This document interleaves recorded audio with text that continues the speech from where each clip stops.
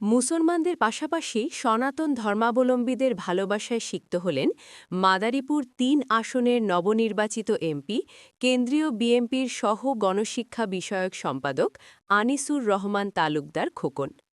গতকাল থেকে শুরু করে আজ শনিবার পর্যন্ত নিজ বাড়িসহ নির্বাচনী এলাকার বিভিন্ন স্থানে সকল শ্রেণীপেশার মানুষের সাথে ফুলেল শুভেচ্ছা ও কুশল বিনিময় করেন তিনি।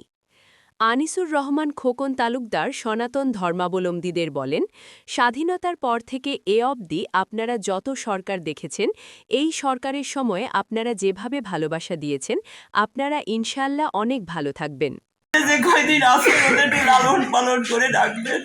এই স্বাধীনতার পর থেকে এই অবধি আপনারা যত সরকার দিয়েছেন, এই সরকারের সময় আপনারা যেভাবে ভালোবাসা দিয়েছেন, আপনারা ইনশাআল্লাহ আপনারা সবাই, আমি হলফ করে বললাম, আপনারা সবাই ভালো থাকবেন, অনেক ভালো থাকবেন, অনেক ভালো থাকবেন।